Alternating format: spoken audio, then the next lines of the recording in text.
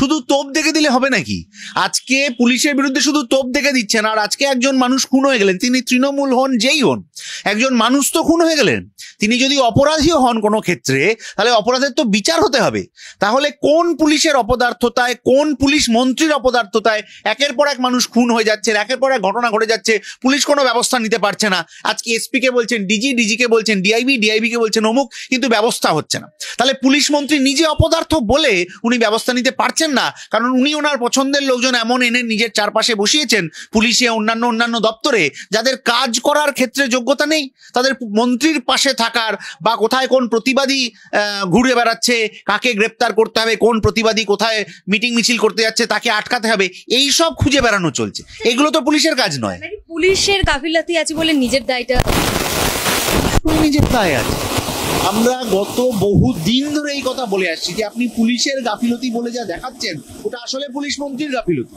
তাহলে রেলের দুর্ঘটনা হলে যদি রেল মন্ত্রীকে দায় নিয়ে পদত্যাগ করতে হয়, তাহলে আরজি করের মতো ঘটনা ঘটে যাওয়ার পরও পুলিশ মন্ত্রী ওই চেয়ারে বসে থাকেন কি করে? এটা একটা গভীর ষড়যন্ত্র, এবং যে ষড়যন্ত্রের জন্য কামদুনির ঘটনাটা মিটমাট করে দেওয়ার প্রাইস পোস্টিং হিসেবে বিনীত গোয়েল কলকাতার পুলিশ কমিশনার হয়েছিলেন, আর সারদার তথ্য প্রমাণ লোপাট করার জন্য রাজীব বাবু এখন ডিজি হয়েছেন। ফলে মুখ্যমন্ত্রী যাই মুখে বলুন না কেন, এদের বিরুদ্ধে ব্যবস্থা নেওয়ার ক্ষমতা তৃণমূলের নেই। কারণ বাঘের পিঠে চড়ে পড়া সহজ, তারপর বাঘ যেদিকে যেদিকে যাবে আপনাকেও তার সাথে যেতে হবে, আপনি দিক ঠিক করতে পারবেন। 26-এর আগে কোথাও গিয়ে কি মমতা ব্যানার্জি নিজেই একেবারে দায়িত্ব নিয়ে এই যেখানে যেখানে গোলমেলে ব্যাপার রয়েছে সেটা শুধরোতে বসেছেন? আজকে প্রশাসনিক বৈঠক নবান্নে তিনি একের পর এক বলছেন যে জমির জবরদখল সেটা রুখতে হবে, মানে যে কোনো উপায়ে। সেখানেও পুলিশকে কড়া বার্তা তিনি দিয়েছেন যে সুপার থেকে আইসি কেউ বাদ যাবে না, কিন্তু মানে কেউ ছাড় পাবে না যদি ফের জবরদখল হয়, যে কোনো মূল্যে কিন্তু জমি জবরদখলটা রুখতে হবে। মুখ্যমন্ত্রী নিজের পরিবার কলকাতা শহরের বুকে জমি জবরদখল করে 35টা প্লট জবরদখল করে বসে আছে। কোন পুলিশের ঘাড়ে কটা মাথা আছে যে মুখ্যমন্ত্রীর পরিবারের ওখানে গিয়ে নোটিশ ছাটাবে যে আপনি ওইখান থেকে জোর করে জমি দখল করে নিয়েছেন, এখান থেকে সরে যান? পারবে করতে? পারবে না।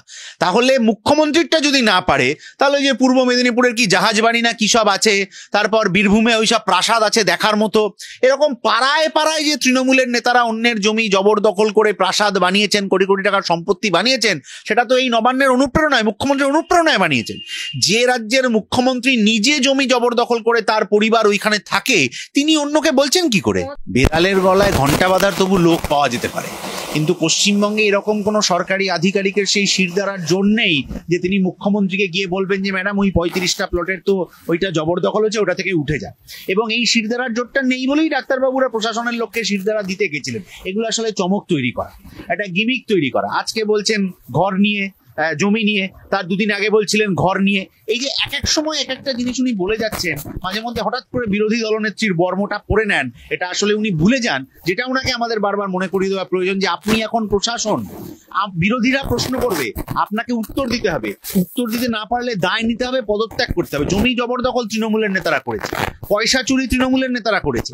এই যে পুলিশের ইনএফিসিয়েন্সি, তার জন্য তৃণমূল দায়ী, কারণ তৃণমূলের নেতারা ফোন করে পুলিশকে বলে দেন যে একে ধরতে হবে, ওকে তুলতে হবে, ইত্যাদি ইত্যাদি। যে কারণে পুলিশ, তৃণমূল থানা ঘেরাও করলে টালিগঞ্জে আমরা দেখেছি পুলিশের অফিসারকে টেবিলের তলায় লুকিয়ে পড়তে।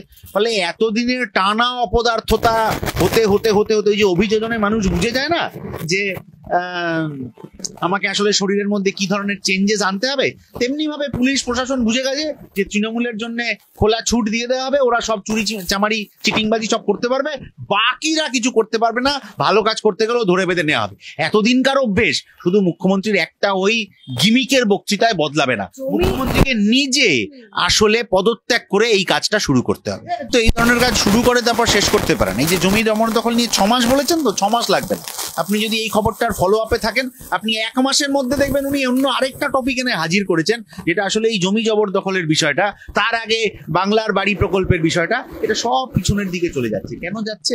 কারণ মুখ্যমন্ত্রী জানেন যে 26-এ তাকে আবার জবাবদিহি করতে হবে সাধারণ মানুষকে, যে জিনিসপত্রের দাম বাড়লো কেন, আরজি করের মেয়েটির বিচার হলো না কেন, গোটা রাজ্য জুড়ে এই রকম ভাবে হাজার হাজার পরিযায়ী শ্রমিককে বাইরে চলে যেতে হচ্ছে কেন, কয়েক হাজার প্রাইমারি স্কুল বন্ধ হয়ে গেছে কেন, স্কুলে ড্রপ আউট বাড়ছে কেন, এই সমস্ত প্রশ্নের জবাব দিতে হবে।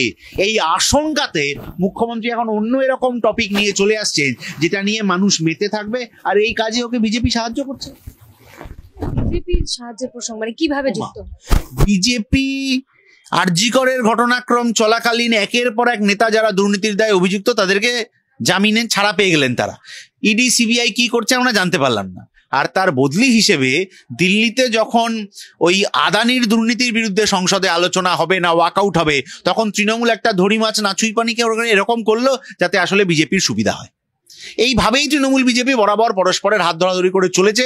26-এর নির্বাচনের আগেও আবার নতুন কোনো এইরকম স্কিম নিয়ে আসা হবে যাতেও আসলে তৃণমূল বিজেপিকে আপনি হাত ধরাধরি করে চলতেই দেখবেন। আপনি এখন কোনো বিজেপির নেতাকে আর আরজি করের ঘটনা নিয়ে কিছু বলতে দেখেন?